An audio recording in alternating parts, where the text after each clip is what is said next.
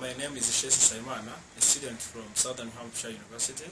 So I've been working on the project of conducting a street interview where I gather different answers from people that I met on the street. So eventually the project was about government and politics, and eventually politics is a term generally applied to the art or science of learning governmental or state affairs. So therefore, I asked my interviewees, some tried to answer the question, but others failed. So the question number one was, what are the three branches of government? So this is the answer from my interviews. Main branches of the government. So I know two of them. I know there are three. Yeah, I know two of them, and I know it is judiciary and executive. Wow. So what does each branch do? Each branch do. Honestly, I don't know what does each branch, but I know that the judiciary branch deals with criminals. Criminals. Yeah. So another question is, what Democrats and Republicans are the major parties, and can you name any other third party? Apart from Democrats. Apart from Democrats and Republicans. Yeah, I know Green Party. You know Green Party. Yeah. Wow. So another one is, what is the basic process by which a bill becomes a law? So I can try on it, but I don't know whether it is complete. But I know that maybe I too can propose something, then report it to the government official, then the government official, for example the Senate, sit and maybe discuss about it, and they propose it to the government and they re-sign it. That's what I mean. So what are three main branches of government? So three main branches. There is judiciary, legislative, executive, I guess. Executive. Wow, yeah, that's it. So what does each branch do? Legislative makes laws. And judiciary interprets those laws. I think it's not true. They interpret maybe, but I don't know how the role of executive. But I know that they deal with the government, the president. So the question number three was, apart Democratic and Republicans are the major parties. So can you name any third party? Libertarian. Libertarian. Yeah, that's correct. Sure. So another question was, what is the basic process by which a bill becomes a law? A bill becomes a law. So maybe someone might propose an idea and they might send to the government. I don't know. Yeah. Yeah. So, but the real answer would be the three branches of government. The first one is legislative. Actually, the legislative is House of Representatives and Senate. Americans elect their senators and representatives. Congress is a symbol of the people's political power. It focuses on constituents' view, party views, and personal views. They are voted by the people and they speak for the people. So that is the legislative branch. Another branch is judiciary. So the judiciary is the system of courts that interprets and applies the law in the name of the state. So the judiciary generally does not make law or enforce law, but rather interprets law and applies it to the fact of each case.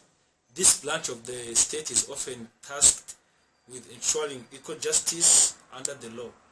So it usually consists of court of final appeal together with law courts. So that's the judiciary part. And another branch is executive.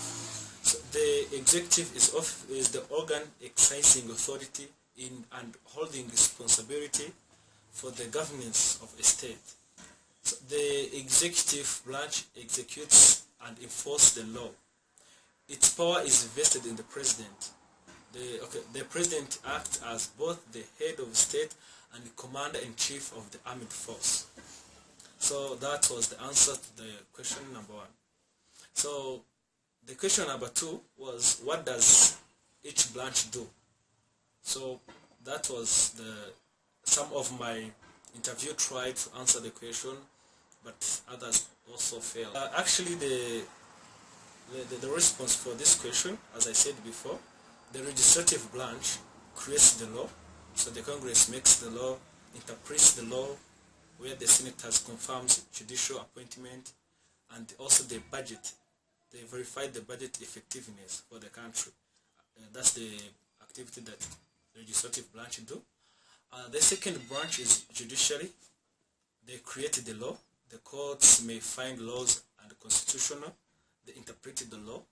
So the court may find executive actions unauthorized. They also budget. They do not approve the budget. Like the last part, which was executive, they create all those.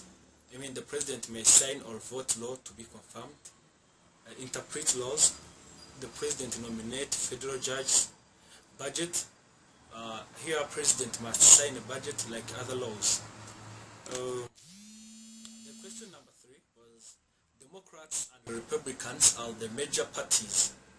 Can you name a third party? So some of my interviewers tried to respond to this question, and others failed to do so. But actually, the two-party system started in, the correct answer would be like the two-party started in 1796, was where the first election or defining element of modern political life began to appear. I mean, the two parties adopted names that reflected their most cherished values. A rivalry grew between John Adams and Thomas Jefferson, both Federalists. Jefferson challenged Adams under the banner of Democratic Republican Party. So, I mean, these people started to, these parties, they had their values that they cherished, where the Republican and Democrats.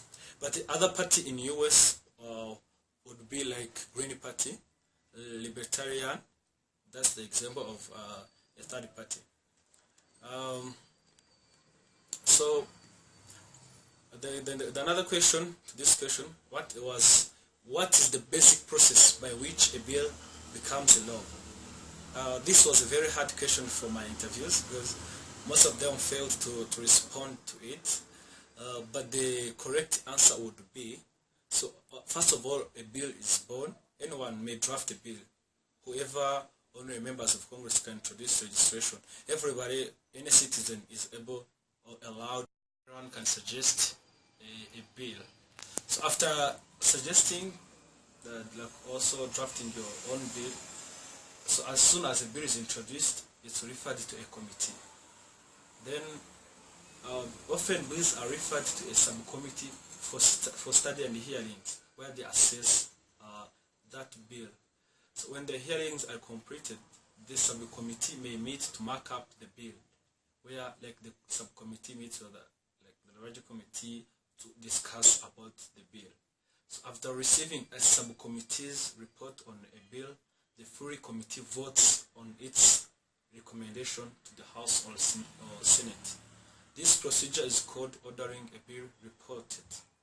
So, I mean, during voting, the bill is passed or defeated by the members voting. I mean, when many people vote the bill, it is accepted as a law. When few people vote for that, so for that, it is referred in the following steps. Referred to other chamber. When the House or Senator passes a bill, it is referred to the other chamber. Conference committee action. When the action of other chamber significantly alter the bill, a conference committee is formed to reconcile the difference between the House and Senate version. After both House and Senate have approved a bill in identical form, it is sent to the President. If the President approves the registration, he signs it and it becomes a law. So overriding a veto, if the President votes a bill, Congress may attempt to override the veto. I mean, through all that process, that's how a bill becomes a law. Thank you so much.